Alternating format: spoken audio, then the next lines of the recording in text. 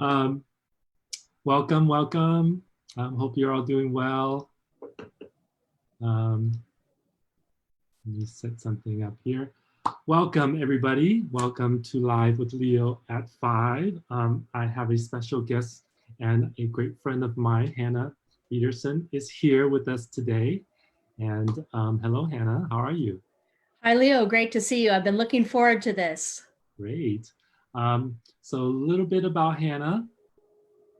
She's a real estate professional. She's an agent like me in San Diego, California, and she's a weekly guest host on the 5 a.m. club, which I love, love, love, love, love. And it gets me going every single day. She's an amazing inspiration to us in the mornings.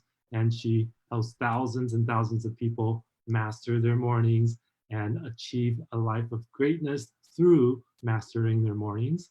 And she recently had faced with a little bit of challenge with her family, and I want to get into that a little bit later. But first of all, welcome to the show, Hanna. Thanks again, Leo. You know, I love what you put together with this Live at 5 because it has such diversity in terms of the different people you've interviewed from all different points of view, just making even hard conversations very light and casual. So really looking forward to this. Well, you know how I am. I always love people, and I always love meeting people. I always love reconnecting and just really finding out what's going on in their lives, where they come from. It's just so fascinating to me. I just love people in general. I would love connecting and getting people together as well. You and I have a big, big network of colleagues, either in business, but in also other friendship circles and things like that. So I really appreciate that. And I appreciate you always being around, always being helpful. So I'm looking forward to this. You know, I've had my show now here for over 3.5 weeks, and I'm just trying to get as many people, you know, in as possible. And I appreciate your kind words about the show. One of the things is I just want to be sure people can sit back, relax, have a good time, talk about their stories, talk about what they're into, talk about what they can offer to the world. So thank you again for coming on the show. Absolutely. So for everybody out there, just real quick, I see a few people jumping on here. Hello, Seven. Hello, Andrea. So if you guys have any questions as we're talking for either myself or for Hanna, feel free to put it in the comments. If you're watching this live, go ahead and comment the word live in the comments so that I know that you're watching live. And if you're watching this afterwards in the recording, just put the word recording so that I know that you're watching. And if you guys, again, have any questions while you are watching the replay, feel free to put it in. We're tagged on this this video, so we'll be able to circle back to you and reconnect with you. So Hanna, you and I met a 1.5 years, 2 years ago, something like that. And your family were living in, if I remember correctly, in Oregon. Is that right? Yes, just outside of Portland, Oregon, and that was Vancouver, Washington. So my husband is now a 21-year retired Navy vet. So even though I've been in real estate for the last 4 years, in the last 4 years, we've had 3 moves. So we've gone from San Diego to Port Orchard, Washington, which is on the peninsula just across from Seattle, to Vancouver, Washington, a very beautiful, beautiful city right outside of Portland, and then made the decision to return back home to San Diego. Now, you were originally from California. Was it originally San Diego as well? Well, originally from Northern California, right near Sacramento. And in fact, this is where my story begins because I come from a middle-class family. My mom is now a retired teacher. My dad started in construction and got into real estate. Small town, Northern California. And all I really wanted out of high school was just this opportunity for something bigger, which is what the military gives you. So getting to that routine, being a military spouse, And then 4 years ago was really that where the transition in my life came, where I said, I'm tired of the 9 to 5. I'm tired of punching the clock. I love people. Let me dive into real estate. And that's where the first part of my story begins. Yeah, I really appreciate that. First of all, thank your husband for all his years of service. You know, we really need them, and we really appreciate all the service that he has given to this country, and so we really appreciate that. And I can hear you on that. Like when I hear you say like, oh, you know what, I'm ready to do something else that I enjoy for my life. I think we all can kind of come to that point sooner or later for a lot of us. And we're going through a lot of this entrepreneurial boom just because the technology is allowing more flexibility and all that stuff. And people are rediscovering what they really, really want to do. And so congratulations on that from 4 years ago. And so real estate was like your first option. Is that right? Well, it was, but here's the thing about real estate. You go in with all these big dreams and hopes, right? You say, I want freedom, I want flexibility, I want time with family, and I'm going to do it through real estate. But you quickly discover that you have to have some skills. So you have to be able to, sell your services as a real estate agent, build your book of business, have the skills to do all these things. And it's hard. It's challenging when you're first in real estate, and it's a very traditional environment. And as I got, 1, 2, 3 years in, that's when the second shift for me happened, which really was the 5 a.m. club. So I'd love to tell you more about that. Yeah, absolutely. So yeah, I think all of us everybody who has worked in real estate sales, whether full-time or whether they started looking into it, I think they realize how difficult it is. And sometimes, the big money thinks that people think that, oh, I can just come in and I can do the sales, and I can get paid $10,000-$20,000, per sale. It's so great. But getting up to that point where you can actually do these transactions requires a ton of skills that may take you years, to be able to get there. I think most people don't talk about that part, and I wish people would. So I'm glad that you brought it up, and a lot of clients from the consumer side might think, hey, you're making what, $15,000 on the sale here, like it seems so easy. Like no. You don't understand the amount of years and time and hours and days over and over you try to get to the point where all your skills converge, and you can do sales, do the management, do the organizing, do the technology, uh, line up all your team and network and people around you to be able to actually complete one transaction. So I think anybody out there who's interested in doing real estate, talk to Hannah. I'm sure she's gonna be able to give you the lay of the land with all her years of experience. Well, because the reality is what I realized, this is 2 years ago, that I was sleeping until 8, 9 in the morning, not having a plan, and then wondering why I didn't have the business coming in my door. Right? Because you work from home, you're going to meetings and listing appointments and these sorts of things. So I began to really take a hard look and say, what's wrong with how I'm doing business? Because it just, there's a lot of ups and downs during that period of time. So it was 2 years ago that a friend of mine says, well, haven't you heard about the 5 a.m. club? And I was like, what is the 5 a.m. club? Well, look it up. People are into this. It's definitely worth exploring. But at that time, I was waking up at 7:30, 8 o'clock, 8:30, dragging my feet, having breakfast. And I discovered Sharon Srivatsa and the 5 a.m. Club, which is this 5-minute call every single day at 5 a.m. Pacific. So I jumped on that first call. I'm excited. I'm motivated. Oh, this is so exciting. And day 2, just back to that same routine. Yeah. You know, this spiral, what's happening here? But what I realized is, and I believe Craig Ballantyne says it best, it's the small incremental steps. So in other words, you can't just go easily from 7:30 to now waking up at 5 a.m. You have to slowly taper yourself. And it took me 8 months 8 months to be able to consistently wake up 1 week every single day at 5 a.m.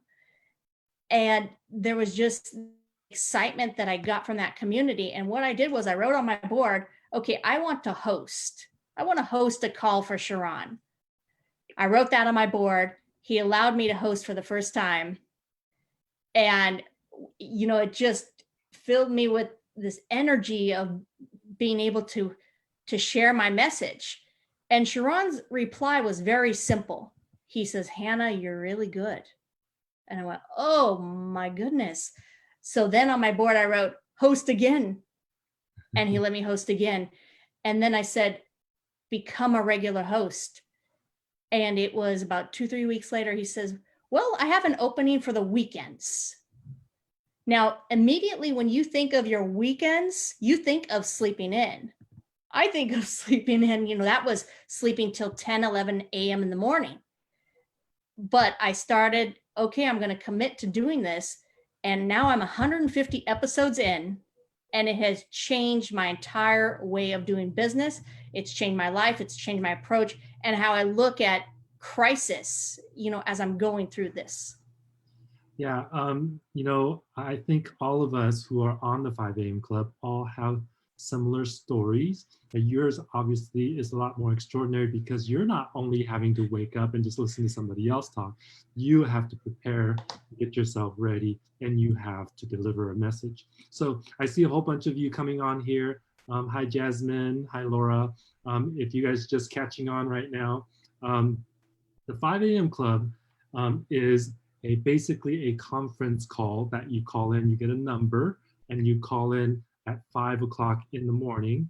And when you wake up, you can call in and somebody, the host of the call, will deliver a inspiring message for you to carry on for that day or the week or whatever. And that the way that this club, this 5 a.m. club had started was that Sharon had wanted to get up early in the morning because the doctor had diagnosed him and said that, hey, you know, you would do better if you woke up earlier in the morning, that you'll be physically better. And so he asked a few friends to be on the call so that he could actually wake up to help him stay awake and get up in the morning with some sort of accountability. And so those few friends turned into 50 friends, those 50 friends turned into 500 friends. And now we have, I believe, correct me if I'm wrong, I believe over 6,000, 6,500. Over 6,000, yeah, organic. Yeah. So and there's such a high level of engagement as well. Right. So this was not publicized. It's not something that he went out there to run ads or drive any traffic to it. He just did what he wanted to do for himself, to be accountable to himself, so it's turned into this very, very big community. And almost everybody who are on are all entrepreneurs. They're getting up early in the morning. Yeah. They're getting a message from the host. And I believe there's a ton of millionaires on the call, and there's 2 or 3 billionaires that are on the call as well. So if you guys ever want some encouragement on getting up early in the morning, I certainly have benefited myself. And if you heard Hannah talk about her story earlier, it really, really changed her life. And so if you guys want to check out, you can just search in Facebook if you want, the 5 a.m. Club, and you'll find it, and just join it and just see what it's about. And you can dial in and join us on the call, and you'll hear Hannah speak on weekends. So that's really inspiring. I think we all have these kind of transformative moments, about things like that we don't even know about. And my journey with the 5 a.m. club was that I had really struggled on, same thing with you, getting up later, not having a plan, not having any kind of um, accountability for me to get up in the morning. And when I was able to tap into the community and knowing that all of these people were accountable not only to themselves, but to the call and then to everybody else, really, really helped me get up in the morning. And I found so much more time and I'm so much more productive throughout the day just because of this one thing. Wouldn't you agree? Well, absolutely, because the debate is, do you have to get up at 5 a.m. to be successful? And the answer is actually no. The answer is, if 5 a.m. is your time, get up at 5. But if it's 6, get up at 6. If you work best at night, work best at night. But one thing that Craig Ballantyne talks about is getting this magic time in the morning, right? So that is 100% focused on that one thing that matters. Sharon talks about it all the time, singularity of focus. So it's getting up early, it's getting your mind ready, no disturbance, and just focusing on whatever that one thing is, whether that's creating content, journaling, meditating, reading, exercising. And I like to mix that up. I realize that, it's not a one size fits all, but it's taking that time in the morning to say, here's where I want my day to go, and here's what I'm going to do to get there. Yeah, I'll just share a little bit about me when I get up at, so my alarm goes off at 4:45.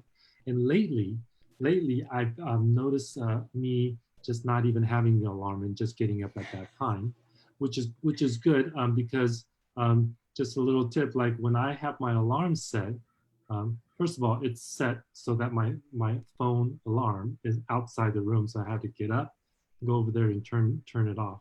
But what I started noticing was that I would get startled when the alarm goes off, and I didn't want to be startled anymore. I wanted to wake up peacefully, and so lately I started turning it off. But for all you guys out there, I get up in the morning, and really the first thing I do is I uh, get a good glass of water.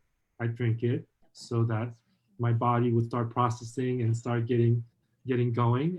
And then I start doing yoga. I get on my yoga mat and I just start doing slow yoga. It's not like right into it, all this stuff. It's just like feeling my body out, doing some poses, and then loosening up because we've been sleeping in the bed for like, 7, 8 hours, and your muscles, they tense up. And so by getting up in the morning, I can really loosen up those muscles and get my body kind of the fluids moving and everything. And so that helps me a lot. But so that's just part of my routine. But like you said, those between 5 o'clock for me, between 5 o'clock and probably about 7:30 is my magic time because I get to decide for those 2.5 hours. I get to do anything that I want to do. Nothing is going off. Nobody's calling me. I don't have to text anybody. I don't have to email. I don't have to do anything. And the most amazing thing that I discovered is just kind of being in the house, and I have windows all around my house, and watching kind of the sun come up, kind of like looking outside the window and having the light get brighter and brighter. There's something really, really magical about that, and I can't figure out what it is, but I just love it. Like I love sitting there, like, oh, it's getting lighter and lighter and lighter. There's something about that. It's like the waking up of the whole world that I really love. So that feeling of just having experienced that every morning really, really helps me. So if you guys are interested, I'll be putting a link down here for you guys to check it out so that you guys can see if you wanted to give it a try. Let's go back a little bit. So you have moved a few times, and then when you discovered the 5 a.m. Club, you had already been a real estate agent for a couple of years. Yep. And so you and your husband decided to move down to San Diego, kind of closer to where your parents were from, well, a little bit closer than say Oregon or Vancouver. You're probably more used to like more, California style, Southern California style. So you moved down to San Diego is where you're at now. And so tell us what kind of has happened over the last 6 months since you guys have moved down. And I think we're coming up on a year. Yeah, so July will be 1 year. And so I think you've talked about this a lot with the Wisdom Club and these different things on listening to your gut, right? So here we are, we're in Vancouver, Washington. Both my husband and I looked at each other and said, gosh, we want to be back down in San Diego. This is where we want to be. And I'll highlight, a lot is about community. I love the people here in San Diego, the weather, the food, all of these things coming together. And so we made the move. And then I kind of went, okay, I'm here. What do I do? And, now the 5 a.m. Club helped me to start really launching my business down here. So I'm about, 3-4 months into business here in San Diego. Things are picking up. It's looking fabulous. And by the way, one thing we like to do for fun is pull the RV out. We have an RV. So it was Thanksgiving weekend. We're out in the desert. Great weekend. Just fantastic weekend with friends.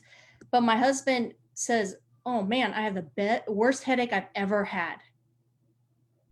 And I said, okay, is it okay if we still stay for a little while, not quite ready to pull out? He takes some aspirin, hops into bed.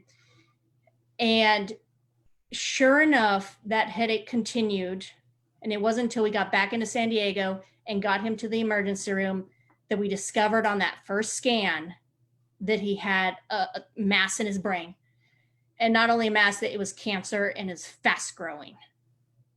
So, besides from having a worst case scenario in life, right? You would never want to have a sick child.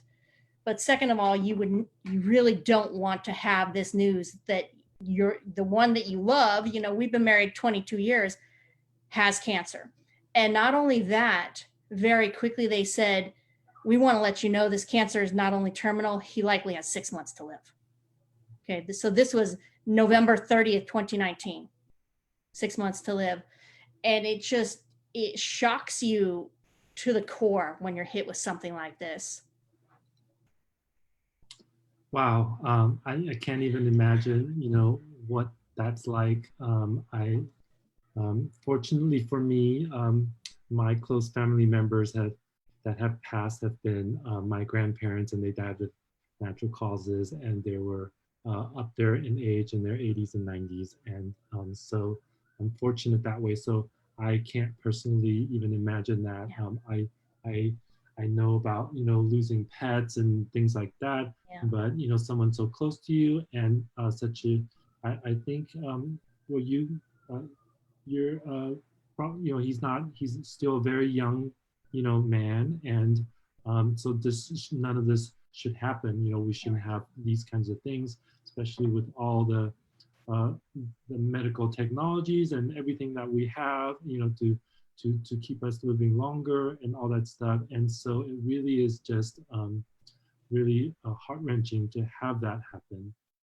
And so how have you guys dealt with that after the discovery and everything? Well, and so this, and you could probably just see the change in my face, because it just, looking back, the emotions are so fresh. And the good news is I took time to journal during this time, so I can go back and look at my journals from day one. So this goes to the 5 a.m. Club and something that I wrote out in 2019, okay, which is basically a strategy, right, for taking action. And I realized, okay, let me take some deep breaths. So I'll get back to the strategy in the moment, but it was basically a lot of prayer, right? And November, December, we got home from the hospital and my husband slowly was not able to walk, could barely see. He'd almost lost all his vision because of the pressure of the tumor, and he could hardly comprehend. So at dinner time, giving him a choice, he just couldn't even understand. So please, Lord, please, Lord. But then I realized, okay, I have this network with the 5 a.m. club. I'm still doing the calls. So it was keeping in that routine and starting to share my story. And I just felt I needed to share because there's other people. Come to find out, I talked to a realtor on Facebook. She's had stage 4 cancer all this time and continued her business because she had to preserve her business, what she was doing. But inside, she's dealing with this cancer. So I knew that my message was touching lives. And then a colleague out of Orange County says, "Hey, Hannah, I have a friend. His wife has a brain tumor. They got this surgery at Hoag Medical Center." I said, "Tell me about it. Tell me about it." And that's exactly what happened, that she made the connection to the friends, to the surgeon, and the surgeon was able in January to go in using this very technologically advanced technique and remove 50% of that tumor. Now, there was a risk he could die on the table or that he could be worse off. But after 2 weeks of rehab, he was able to come home. And now, okay, what are we, May? It was March, about March, he started walking again for the first time since Christmas. Started walking again, started processing again, started getting back to his normal self. And now he's talking about, okay, when can I go back to work? So this is what I want to stress to the audience. You have to be resourceful. You have to be resourceful and push beyond, because it was because of that connection that he now has a new lot on life.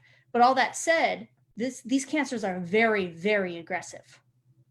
Very aggressive. So the reality is that it likely will grow back.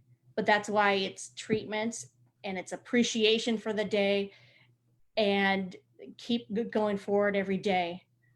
And so for Mother's Day, we ordered in food, treated me to a beautiful dinner, and it's almost as if he's back to normal.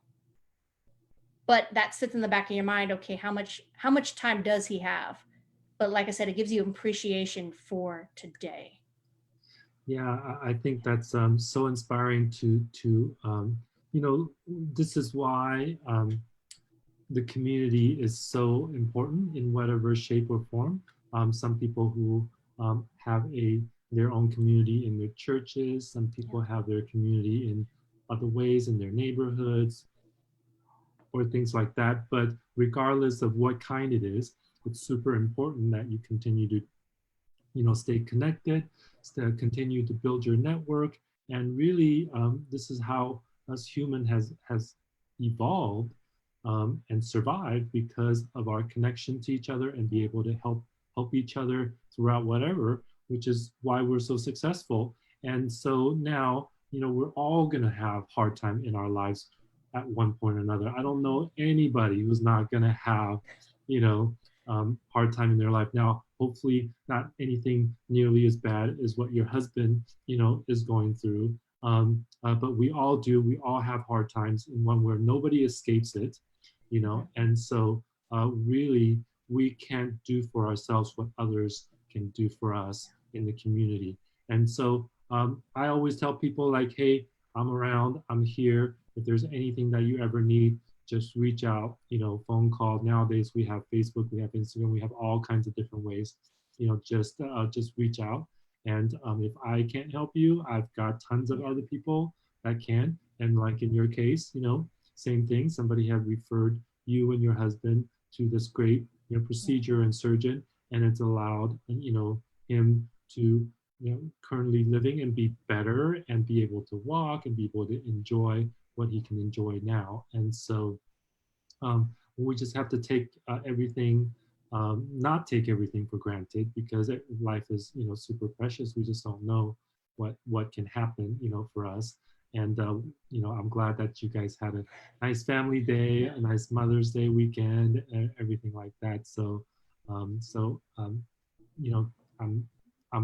grateful, and I'm happy for you that, you guys are still, doing okay. Thank you. And one thing I want to share with your audience, there were 3 things that got me through. And I talked about this on the 5 a.m. club last weekend, I believe. It's basically you have to be resilient.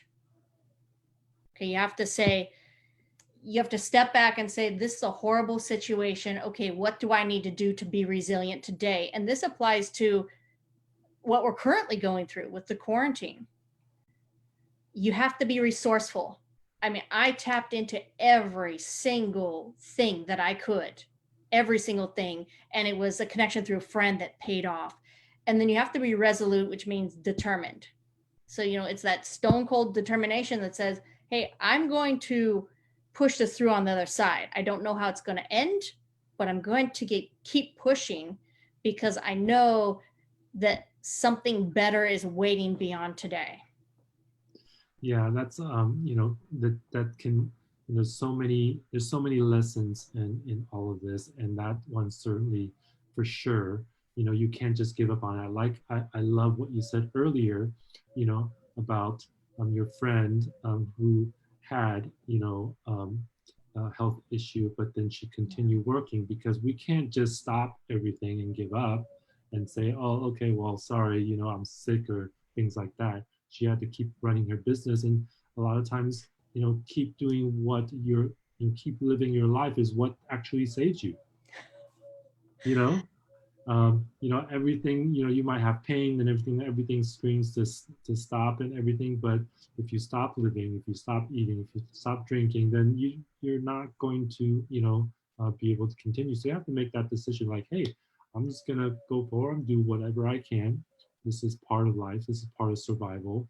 Whatever I'm handed, this is my challenge, and this is where my growth in the next phase is going to be, is to take on this challenge, right? So Well, and I will say, Leo, the 5 a.m. club was another thing that got me through, right? Because at that moment, I have a choice. I haven't slept all night. Okay, am I going to broadcast live on this 5 a.m. call? My creativity is frazzled. Or am I going to shut myself down, crawl into bed, pull the blankets over my head, and say, this is really bad? But I made the commitment. I said, okay, I'm going to continue to get up. I was just showing you my water bottle to match what you were saying. I'm going to continue to drink, 3 bottles of water every single day, whether I feel like it or not. I'm going to continue on this routine because it helps with your cadence. I mean, Sharon has talked about this. It helps with cadence, meaning your everyday rhythm. And you keep going and you keep going. But then as I'm looking back, I say, I'm so thankful. I'm so thankful that I made that choice, because if I'm not strong, I have to be strong for my husband. If I'm not strong, nobody is strong. Yeah, I think that's super important. And this is one of the big things that the 5 a.m. club, the 5 a.m. call helps you with, is some, of course, the accountability, whatever support that you can, get to help you accomplish getting up in the morning and everything, but also that our bodies and our brains like consistency, right? So if you're consistently getting up late, well, it likes that. So when you say, hey, you know what, I need to do something else better, there's something else better, I need to get up at 5 in the morning so I can have my own time and I can do better, be more productive and all that stuff, your brain doesn't like it. Like, okay, that's not what I'm used to. I like my own things that I'm used to. But then once you break through and you establish that routine of getting up at 5 o'clock in the morning, and you are being more productive, you are having more clearer thoughts, you are getting inspired and all that kind of stuff, and you get used to doing that, now your brain's going to say, hey, I like this, don't change that.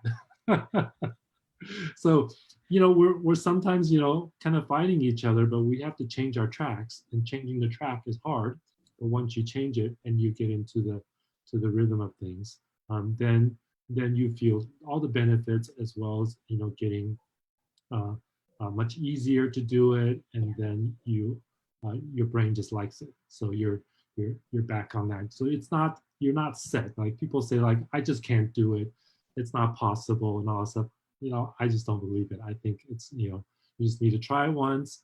And if you don't do it the next, like you said, took you however long before you can actually consistently do it, but you kept trying, right? So if you keep trying, right? Like don't be discouraged, like if you miss a day or if you miss a few days and things like that. If that's really truly your desire, you get up and try again and again, and eventually, you know, you can do it for a few days, you can do it for a week, and eventually, you know, that uh, consistent brain kicks in, and then you're all ready to go. And so I think that's a really great lesson for everybody to continue on whatever they're striding for, even if they fall off, to continue to be persistently try until eventually you can do it over and over again, whatever that task, whatever that might be. Well, that's true. And not only that, what's nice about the 5 a.m. club is every morning you're getting one tactical piece of advice, right? So for Mother's Day, it was okay, you have value. You have value as a mother, you have value as a father. That was it. That was the morning message, or you know, singularity of focus. And then you can take that back and sit there and say, okay, wait, I have value. I've done something today that's changed my routine. And then the next day you add something else to your repertoire, and you just keep building and building. But you know, and that's really what it takes to make that consistent progress, and to say, okay, now that we've passed this first adversity, here we are in a second adversity, right? With everything going on right now, I'm going to apply the exact same principles, exactly the same, because that's what's going to help me get through. Yeah, that's right on. Once you can do something once, you know, you can, you know, go ahead and take on other challenges, knowing that you can do, you know, it Right. again. Yeah, so really inspiring. Well, thank you so much, Hannah. I think those are like, you know, really gigantic leaps in our personal development, you know, for everybody. I know it was for me. And um, I read this book called, what is it called? The Morning Miracles. Yep. And it's by Hal Elrod. And Mhm. it's a transformative book, and it's a really short book to read. If you guys ever want to, if you guys are readers out there, go ahead and look it up.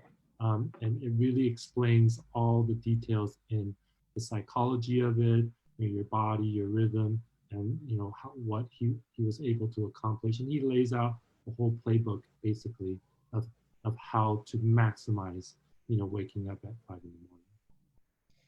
Yeah, exactly. And what's nice is all of these things, what Hal Elrod teaches, it ties directly into the 5 a.m. club. So I read that book, you know, 3-4 years ago, and I wasn't able to apply it. But through the 5 a.m. club, now I've gone back, I've reviewed those principles, I reread the book, and now I'm applying a lot more of that. So it's just really building a stepping stone to a stepping stone. Yeah, totally. My experience was the same. I read the book, but then within a few months, I was very difficult to do, you know, what the book is saying. And then when the 5 a.m. club came, it was an extra ammunition, if you will, so to be able to actually, you know, get over the hump, and that was super, super satisfying. So, well, I really appreciate you, Hannah. I think you know, your story is very inspiring, and continued, you know, health improvements, you know, with your husband. Much prayers, you know, on that, and really happy that you came on the show and to share your story. As per tradition, I always like to ask my guests. As a real estate agent, I always ask, what do you love about where you live? I love San Diego. Love, love, love. And what I really love is the people. I mean, that's true for all of Southern California. It's the community that we built here. But not only that, I love tacos. I'm not going to lie. There are some of the best tacos in the world here on the San Diego beaches. And I love the beach. In fact, that's something else. You know, now that our beaches are reopening, we can go out at, you know, 5:30 in the morning and walk the beach. So really it's the people, the culture, the tacos. and the beach. You know, it's a beautiful place to live. There's nothing like the beach. I totally agree with you on that. I can't imagine not having the beach where I live anymore. So I'm stuck here. um, okay, and so Hannah, you have a amazing quote to share with everybody out there, and go ahead. Yes, success is not final. Failure is not fatal. It is the courage to continue that counts, by Winston Churchill. And I love that, because if we say, we've made it out of quarantine, woohoo, and we stop, it stops that momentum. But just knowing success has to continue and continue. And if you fail, you pick yourself up, you keep going. Yeah, it's like if you stop, then it's like, now what? Right? Well, you're exactly right. yeah. Well, Hannah, I appreciate you, and I appreciate your continuing and having the courage to continue all of your aspirations, and also taking care of your family, taking care of your husband. I really admire you for everything that you do, and for everything that you strive to be. So thank you so much. Thank you. And I'd love to let everyone know where they can find me if they'd like to connect. Yeah, absolutely. Please do.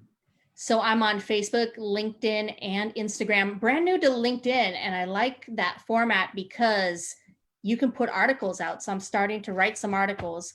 At Hanna Bederson is my handle. You can also text me directly for information on the 5 a.m. club, information on these different things that we've talked about. 619-630-9618 goes directly to me. And I'd love to get a message from you just saying 5 a.m. club, and I'll send you those details. And thank you, Leo, for putting this together. I mean, this was just a wonderful conversation. You have such great insight, and I really appreciate the opportunity. Thank you so much, Hannah. And for all of you out there, thank you for watching. And thank you. If you guys want more information from Hannah, or if you're moving to San Diego, please contact her, and she'll take good care of you. But for now, I will sign off. And thank you all for being here. Thank you all for watching. And I will see you guys tomorrow at 5 p.m. Talk to you soon.